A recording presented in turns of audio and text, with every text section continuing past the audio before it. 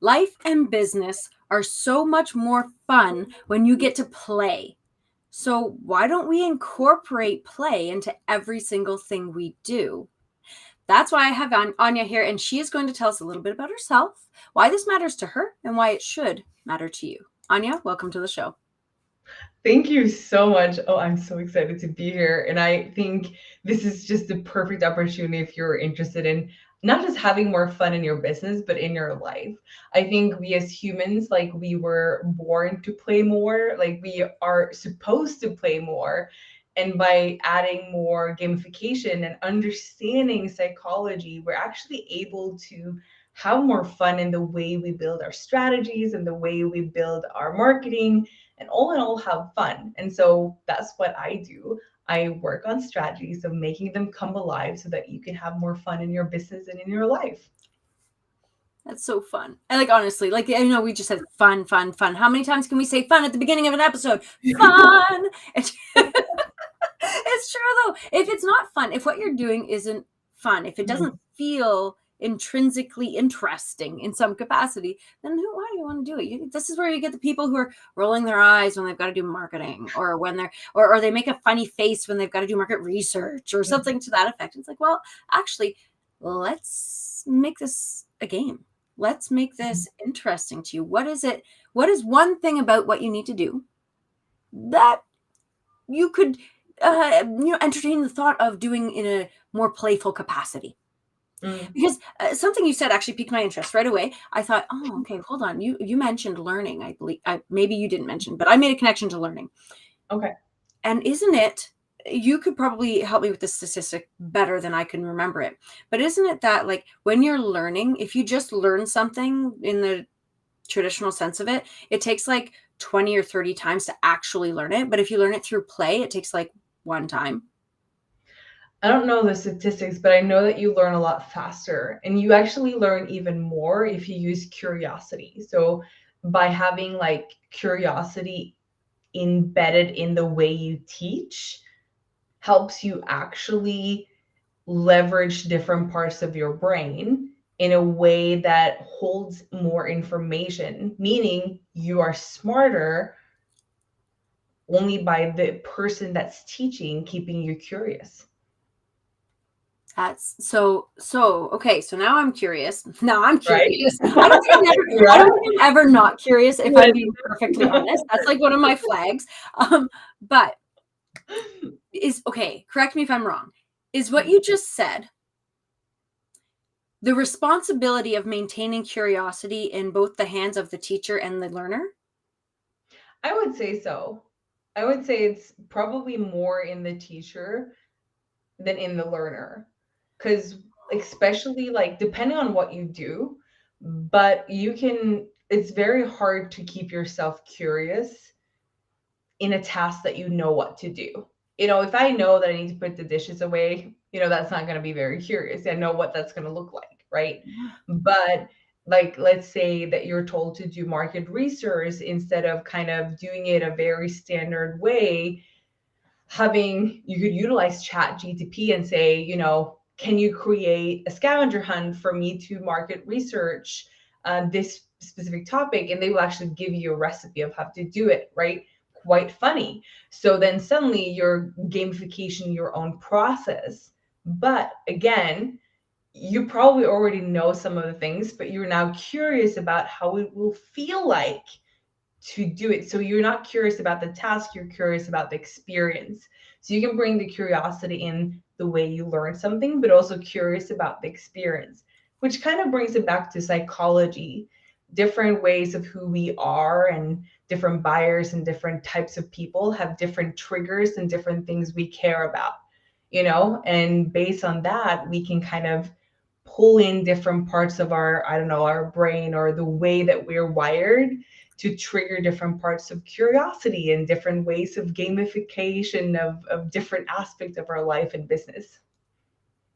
So I've got these ideas coming in. I'm like, okay, so there's so many options to do this, and you just touched on two really cool aspects of in particular marketing, because this is what we're here to talk about, is marketing. And I believe that you're never not marketing.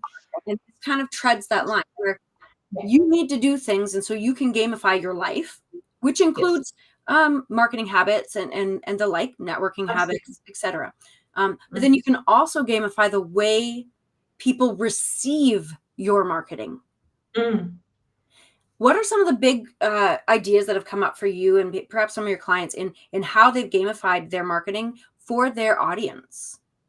Sure. I will give you some of the tea. So one of the things that I learned early on, so one of the things that I loved, like when I became a coach, or when I became a strategist and I worked, consultant in that area, I got really curious about the brain. And I was like, well, how are they intrigued? Like there's a connection here that is not talked about a lot. So how do we understand how we function with the strategies that we're implementing? Because there's so much more that is not said in the strategies that we learn. People are like, post 5 times a day or write marketing. And I'm like, but what type of marketing? Why? Who? To whom? Like there's so many things that people are not really sharing.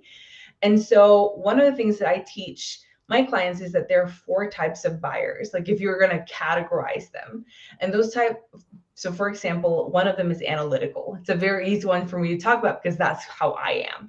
I'm very analytical. I love analyzing. Probably why I became a strategist in a lot of different ways, why I love strategy and technology and all of those nitty-gritty things, right? And so for me, gamification would be validating my knowledge, would make me feel like I know something, but it will also make me curious to know if I knew something. So for example, a pop quiz where I could see if I knew the answer to something, or even better, if you had a pop quiz that only people inside your program were able to answer correctly, and you were able to tell them how and why they would be able to answer them correctly afterwards, could be a great way to market and actually sell your products in stores, for example. Just to use one, kind of try to do like a chunk in one setting there. No, that makes sense, because I catch myself during moments when I am doing what I try not to do, and that is scrolling. Shh, and so I get in there and I love Harry Potter. We all know. Look at, here they are. Oh, They're yeah. having a great time. I'm a big Harry Potter fan. So I'm sitting there and they're like, a pop quiz.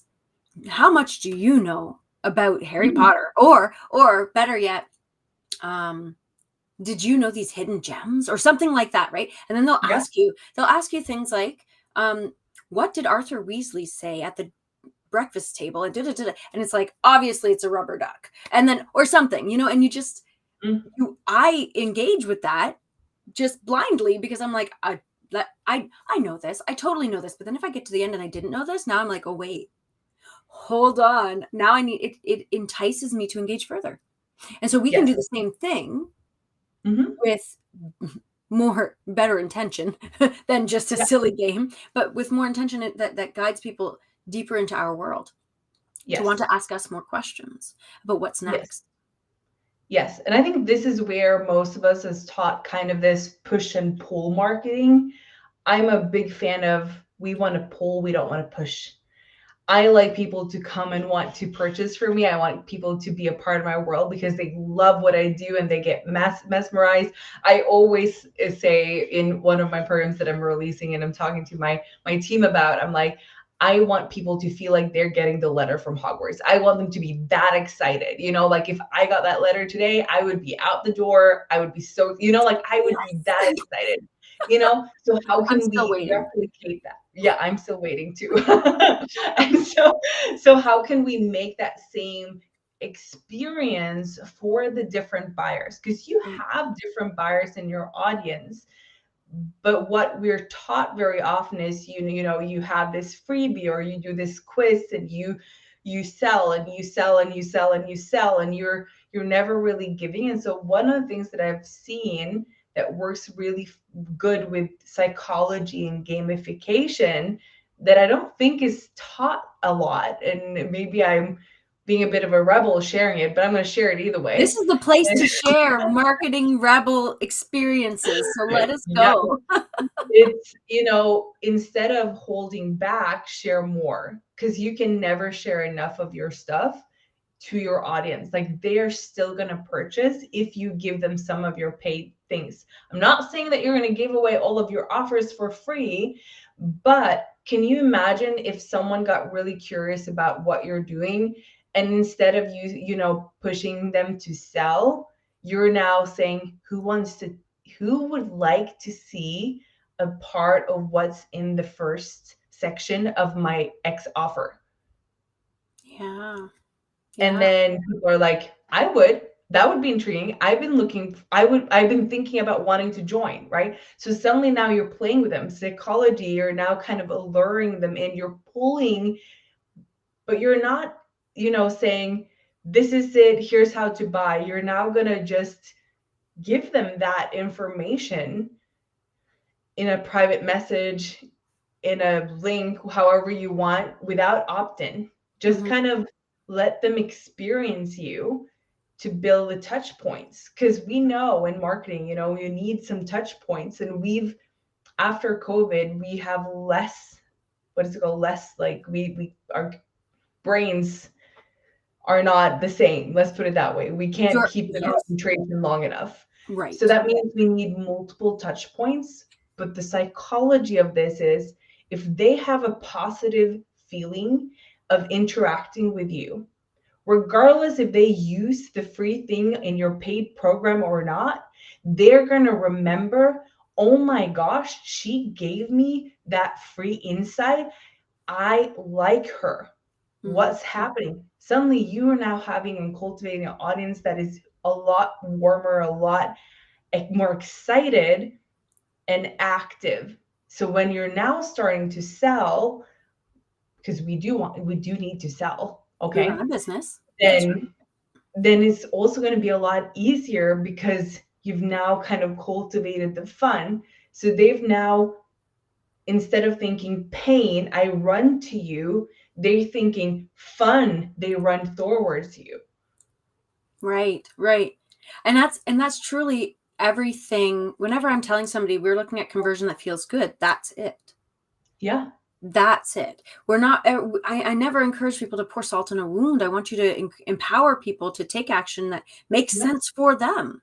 Now, you had mentioned 4 different types of buyers. We talked about the analytical. What are some of the other ones?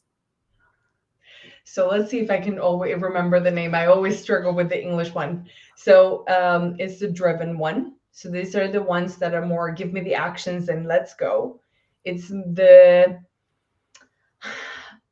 like, I would say it, like, for me, the word meek would be the right one, but I found a not so, because I know that's not a good word in English. That's not like a, but more timid. It's or it's kind of like they're very, I call it the connector. Like, it's very connected. It wants to connect with people. It's more relationship oriented, but they're not so forward. That is a really good word. I like that one. Yeah, definitely stick with connector, not meek. Connector. Yes. And then you have the analytical, and then you have kind of the emotional one, which is more the experience. Like, I'm in it for the feeling of it. So like, all of them have different triggers and different things, and you probably have all of them in your audience, right? But then there's even more, like, you can dive deeper into all of the psychology, but this is like one of the simplest things. I started teaching this like back in 2020, like with my first kind of really clients that I wanted to go deeper into the psychology with, and realized that the more they understood about the behavior of their client, the more specific and tailored they could create marketing to then focus, because we all start small. So then you can create more targeted marketing for your audience to then build up momentum to, when you have enough space,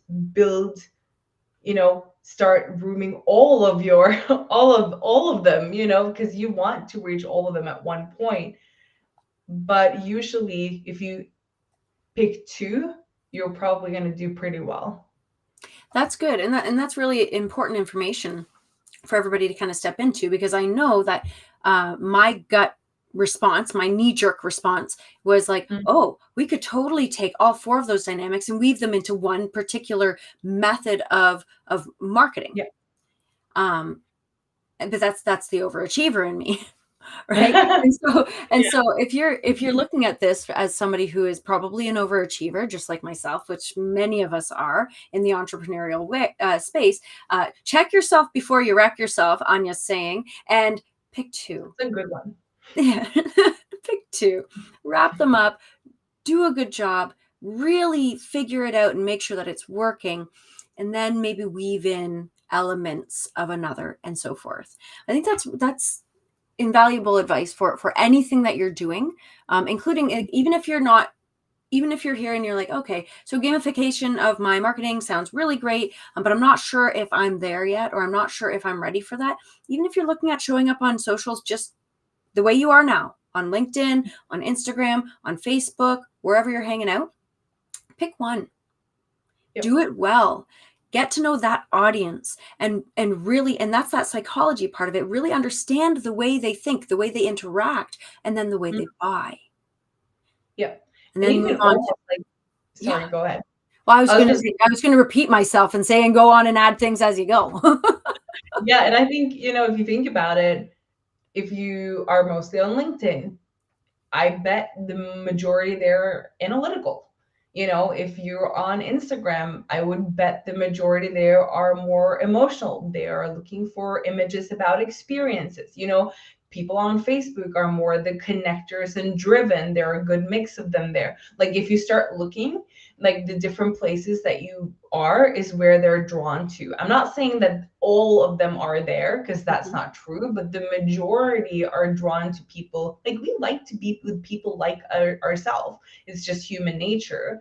And I think also, gamification can feel very scary. Like we're suddenly thinking like, oh, I need to develop all of these crazy things.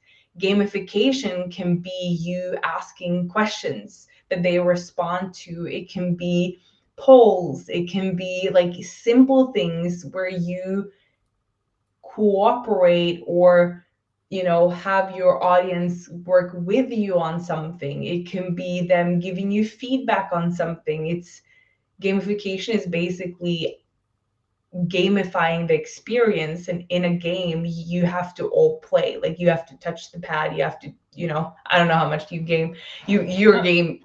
I'm a gamer. I love it. I gamed until I had kids, and then once I had kids, well, life changes. So yeah.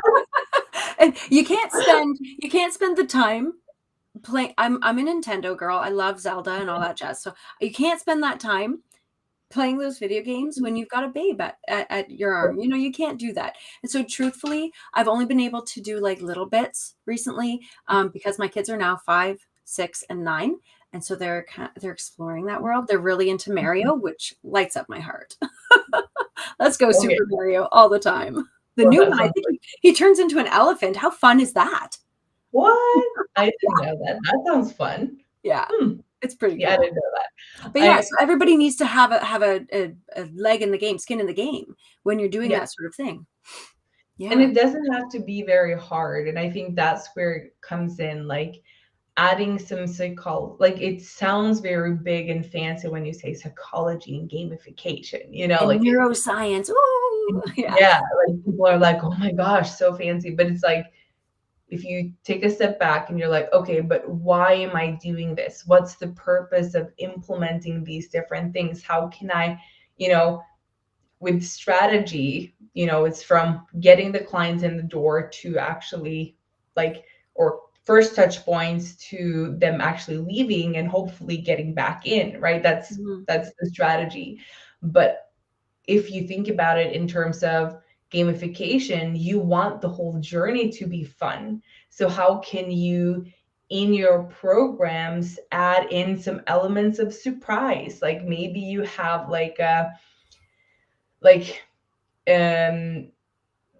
in the middle of, let's say you have a 3-month program, and in the middle of the program you announce that they get a 15-minute call with you that they get for free. Suddenly that's a type of gamification, a gift that excites them. That's, again, what you're doing is reactivating them to think about you as something good. You gave them a gift. If they apply it or not is up to them, but the impression of you is always going to be positive. I think that's kind of the main thing. Like, utilizing psychology and gamification is less about pushing the pain, but more about becoming the person people want to hang out with, to be the person people wants to come to have their problems fixed. Like, you wouldn't go to, have you seen like Mean Girls? Yes. Oh my goodness, Like, yes. you wouldn't run to them with your problems. Like, you would go to someone else. Like, you would go to your friend that you can trust, that you have fun with, that you feel safe with. Like, that's the person you would go to. That makes So so in the much sense. online space, in your work, you need to start combining the building the trust and building authority together through psychology and gamification.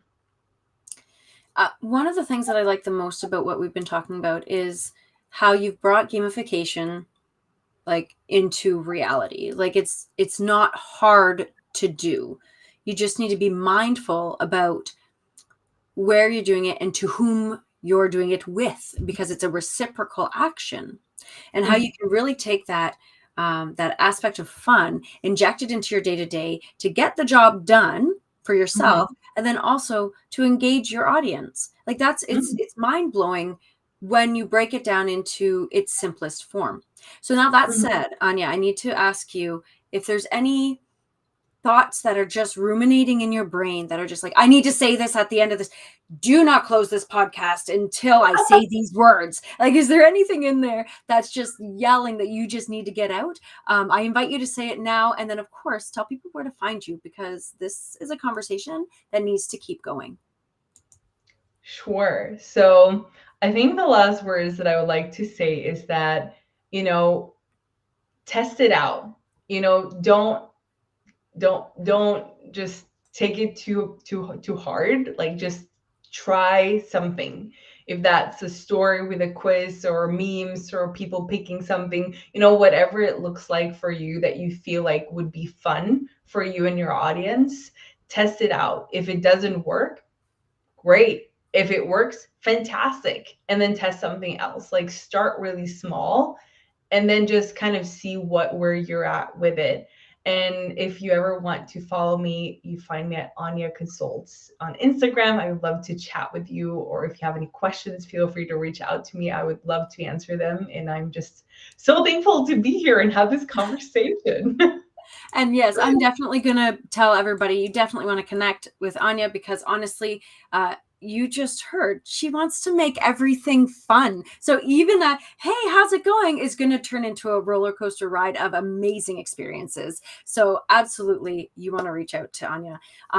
And also, since she's on Instagram, make sure that you come over and visit with me, because we're going to be going live after this show to let everybody know a few extra little sneak tidbits that I think you're not gonna want to miss. It's only a short one, so don't worry, we're not going to grapple you.